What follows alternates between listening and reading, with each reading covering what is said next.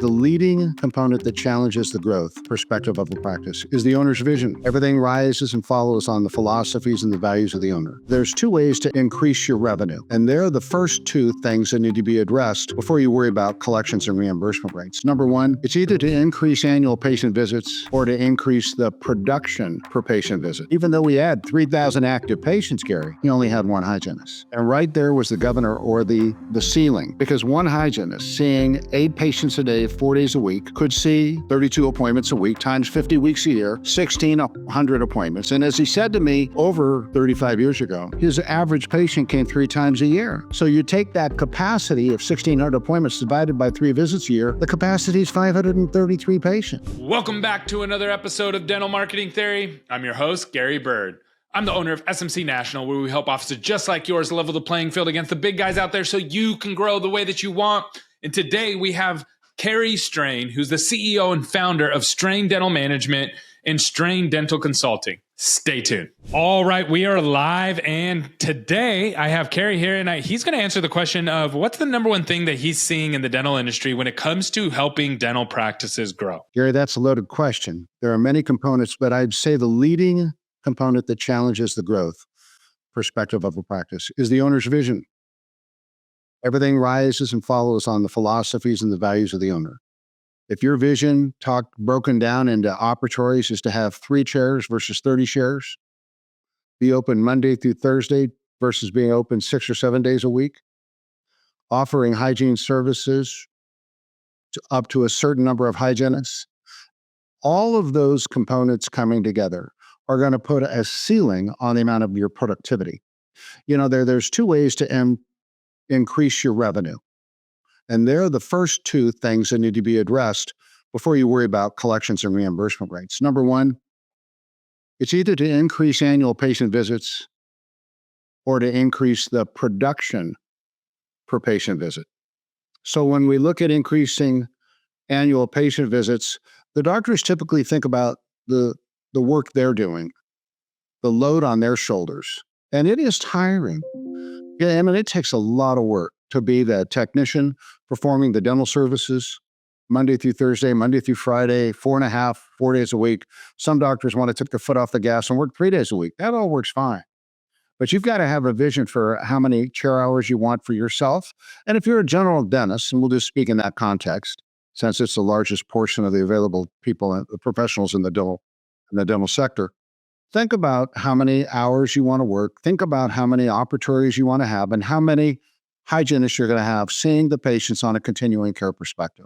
You know, way back in the early 90s when I started in dental consulting, it was because of one of my clients in our accounting firm had asked me to help him grow his practice. As a matter of fact, I just talked to him over this last weekend, and we've known each other over 50 years, actually, since school.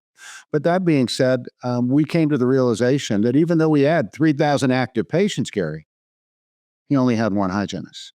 And right there was the governor or the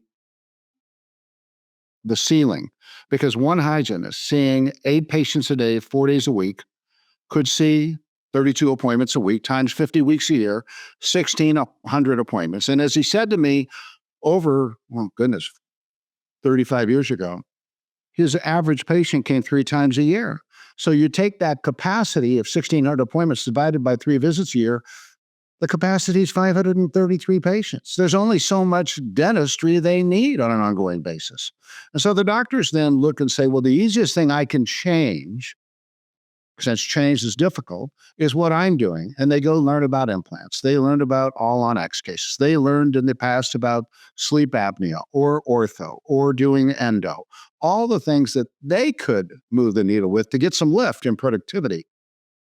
All because in their vision, they knew they may or may not be earning enough money. When it comes down to the bottom line, you want a business model and grow to that model that makes sure you're having fun, you're feeling fulfilled, and you're appropriately financially rewarded. And when I talk about financially rewarded, how much they need to make to grow the business model too, Gary, take how much they need to spend on an annual basis to run their life. And that talks about day-to-day living expenses.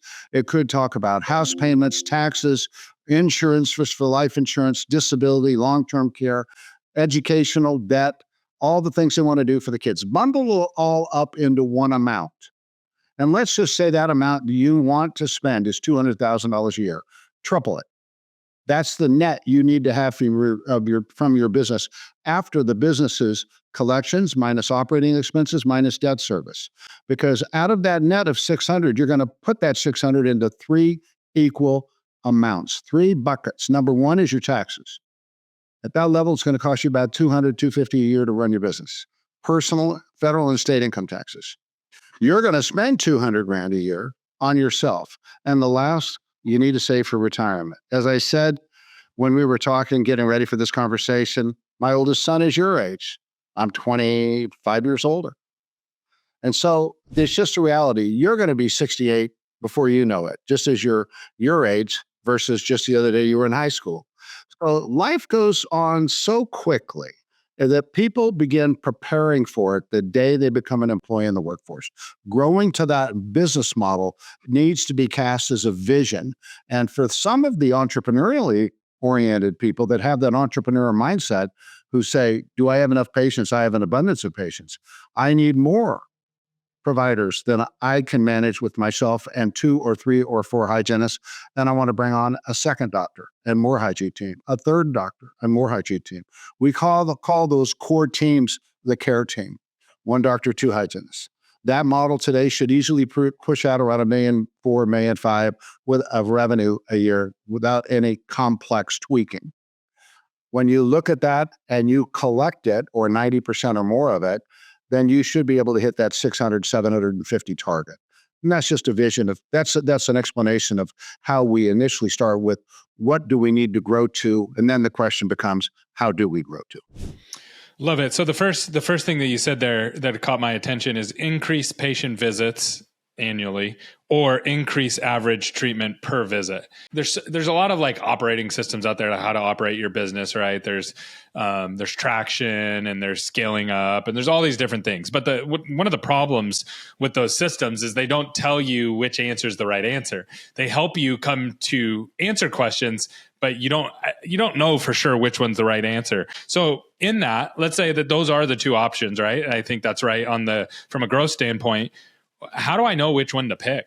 Well, you become customer of Straine Dental Consulting. But that's still an answer. The bottom line is, I think for everybody, they could all stand to read the E-Myth Revisited by Michael Gerber, a book that was written 35 years ago. And when we started out with Straine Dental Consulting, we called the management system the protocol management system because there were a series of protocols to follow. But the key is no one can borrow somebody else's values. So the real consulting strength is in being able to understand what someone wants, the doctor. What do they want personally for themselves? What do they want to create for the culture for their team? And what do they want to create in the experience for their customers, the patients? Determining what those key points of definition are enable you to cast a vision and say, I want to produce 1.5 million. I want my hygiene revenue to be $500,000, and it's going to be based on this set of assumptions. Let's just go down the hygiene department trail for a minute. The things that you want your employees to do, the tasks that you want them to perform, ultimately get housed in a job description. I think everybody would agree to that. But what is the job description made up of? It's cross-indexed into the operating policies of the practice. And at Straine, we defined 10 of them. When it comes up to the patient's points of contact, when you think about the first 4, they're all clinical: new patient policy, radiographic imaging policy, problem-focused patient policy, and continuing care policy. Within those policies, there's a philosophy of the owner, not mine, not yours. You can't borrow someone else's values. It has no mechanism in it if you borrow somebody else's values. Borrowed values have no power. You aren't going to be committed to how your neighbor cares for their yard. You're going to be committed to how you care for yours. Owners need to understand that. Values and philosophy are defined as the system of ideas that reflect what you believe in. So we have to sit down and ask, let's talk about hygiene. When is a patient no longer periodontally healthy? I mean, I can go to the American Academy of Periodontology.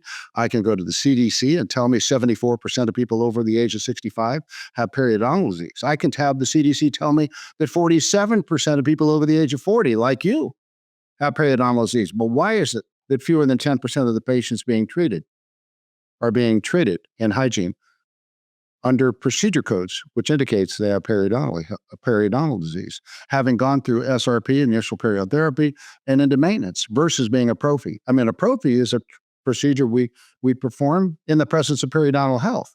Well, then you've got to go back into the charts and the radiographs. And today with artificial intelligence, you'll have all the objective information you need to know to make an informed decision. Owner, that's the doctor's responsibility, both as a business owner and as the chief clinical officer for their practice. What everybody else does in the practice is subject to that opinion. And if you're outsourcing to a management company that's part of a DSO platform, they're going to make the doctor the clinical advisor anyway, and they're going to support your philosophy. The disconnect is when an owner has philosophy standard X and results of Y, and Z, the delta. If there's a shortfall, a gap, it's got to come back to what do we need to do to bring the philosophy of the practice in alignment with the treatment the patients are getting. If not, you'll never be able to produce enough in the hygiene department because you're not going to have in those higher rates of reimbursing expenses for the more complex procedures or involved procedures a hygienist does. Over on the doctor's side, I just got off a meeting with a group client of mine in the Central Time Zone, and they wanted to know what they could do to stay busy right now between now and the end of the year.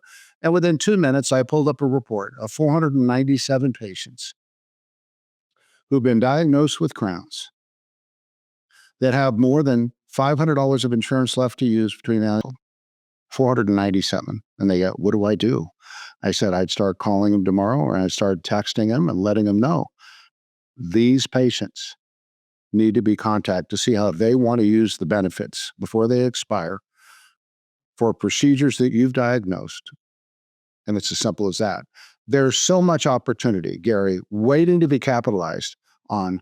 The limit isn't, in most cases, for a mature practice, the number of patients we have. It's the vision of the owner. Got it. So if they have, probably you don't want to do both of those at the same time though, right? So let's say somebody says, man, I got both of these things going on. We're under treating in hygiene and we're under treating and not communicating well to get patients across the goal line. Do you recommend that they tackle both? Or do you, yeah, the hygiene, going back to increasing patient visits or increasing average treatment per visit. I'm trying to get to a decision tree, and I know what you're really. I follow what you're putting down because it's like, well, what do you want, and what is your clinical philosophy? Is that where they should start? Is like, hey, nailing down my clinical philosophy before I even dive into either of those things? Of the 6,000 different practices we've worked with that are all high performing, I would tell you that a vast majority would have a priority of treatment planning that is pretty much basically emergencies first. Soft tissue, then hard tissue. That's a nice theory to begin with. So in that context, emergencies, pain, and gross decay or losing a tooth, these are issues that are going to be dealt with right off the top. Soft tissue is hygiene. Okay. But I've heard the story about the doctors that say, it's easy for me just to go ahead and do the crown care because I don't want to spend the time trying to get a hygienist who may or may not be supporting me or we may not have room for. That's a leadership issue. So until the doctor realizes as business owner, and even as a chief clinical officer at a dental practice where the DSO's got an administrative services agreement to support you, ultimately it's up to the doctor to make sure the treatment is being prescribed in a way that can be supported by the organization that falls in this clinical philosophical protocol. So I leave it up to the doctors. Now, given the practicality of the end of the year coming, here it is 2024, September 23rd. As we look at the end of the year coming up and our patients running out of time to use their benefits, look at the patients who are scheduled in hygiene between now and the end of the year first, Gary. Let's go for the low-hanging fruit. They're in your continuing care program. I don't know if you need to move them out of prophy into perio. That's a separate issue. But they're at least coming in and participating in something this year. Group one, call them and offer them a restorative visit on the same day as their hygiene appointment. Might as well kill two birds with one stone because that practice is probably going to have limited available openings between now and the end of the year. 2, what about all the hygiene patients booked from January 1 to May who have insurance to use, treatment waiting to be done, and they're not scheduled restoratively this year, that's another group that's high importance to me. Since they're committed to us, we should be committed to them. Meaning you're booked in February, you've got 2 crowns to do and $1,000 of insurance that's going to expire on December 31st. Do you want to use the insurance for the treatment before it expires and becomes worthless? Give them that chance to say yes. Make them informed of it. And the third group is the group that never reappointed or made their hygiene appointment and canceled, and they're in the unscheduled altogether list. I'd put together a text list for that. And I'd be texting them and saying, just friend, we just wanted to let you know, we currently don't have you scheduled at this time. Your oral health is important to us, blah, blah, blah, blah, blah. You've got this much treatment, insurance to pay for it. Give us a call if you'd like to connect. Back when I started this, we didn't have texting. Heavens, I don't even know if we had email. Yeah, no, I actually started my marketing agency in 2008 all around email because it was like the thing. So yeah, no, there was an email, wasn't texting. It was mentioned, but back in the early 90s, I didn't have an email account. Probably until 92 or 93 or 94. I didn't have PowerPoint slides. I used overhead transparencies. It was crazy. But today, there's so many things at your fingertips and ways to connect with customers.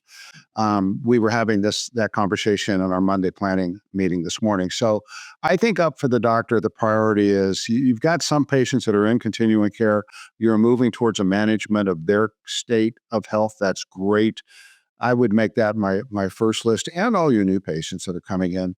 Time is of the essence. I mean, two things motivate people to take action: a discount and a shortfall. Well, the shortfall is there's only so many working days between now and January 1.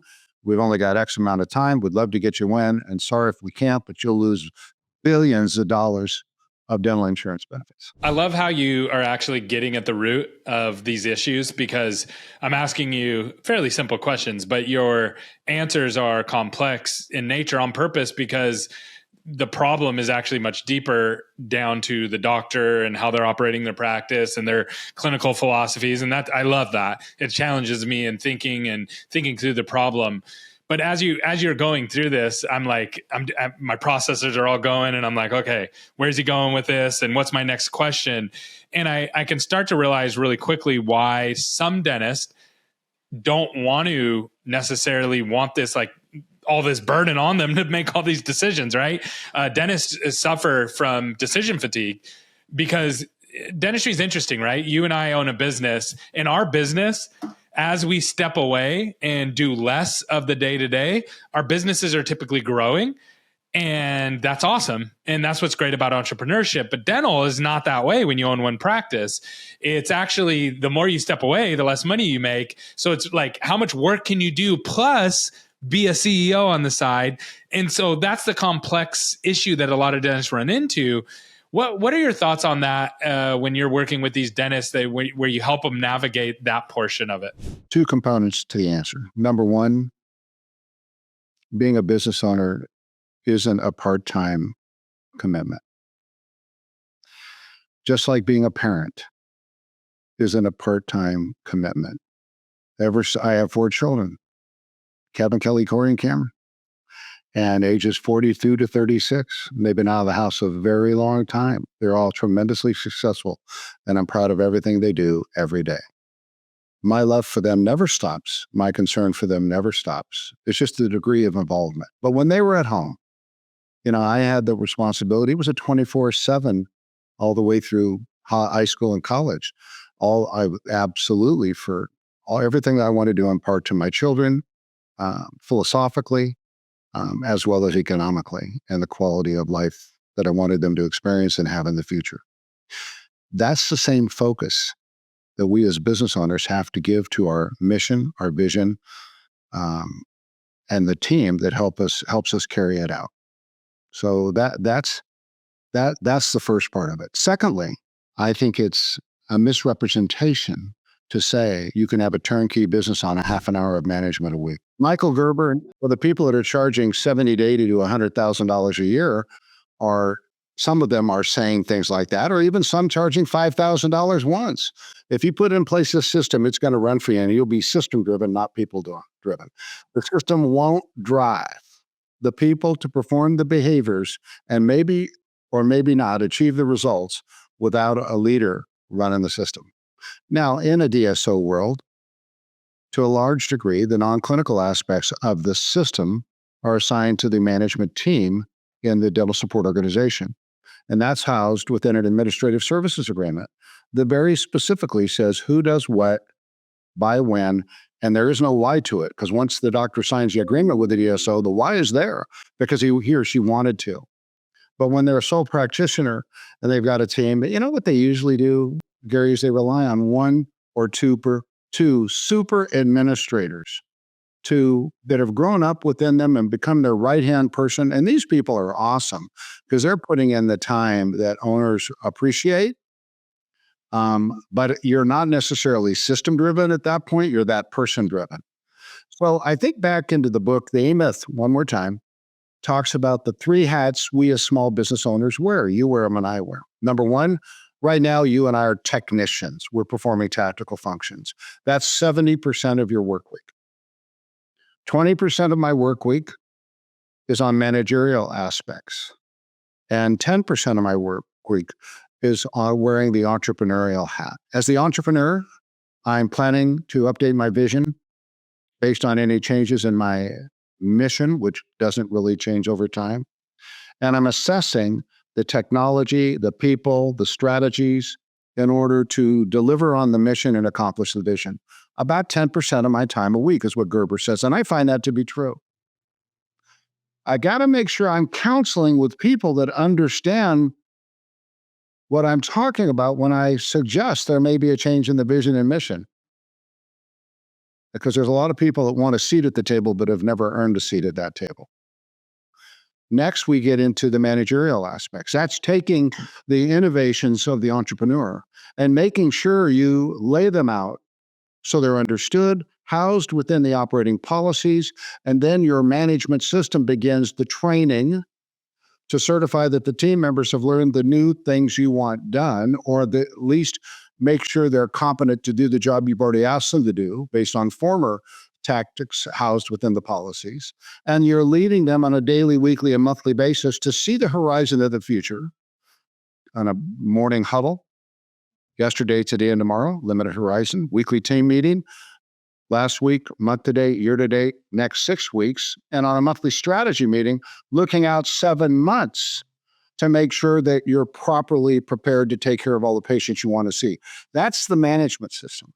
And what I found is a lot of small business owners think it's simple, hope they can attend a 1 weekend course and somebody's going to be system qualified to carry it out.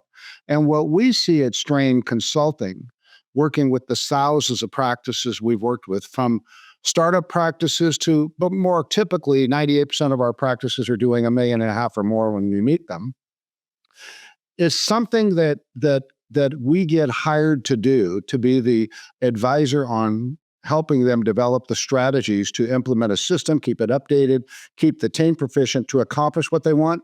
We end up staying around permanently in those relationships. Many of them we've had over 25 years. And it's an affordable addition to the team.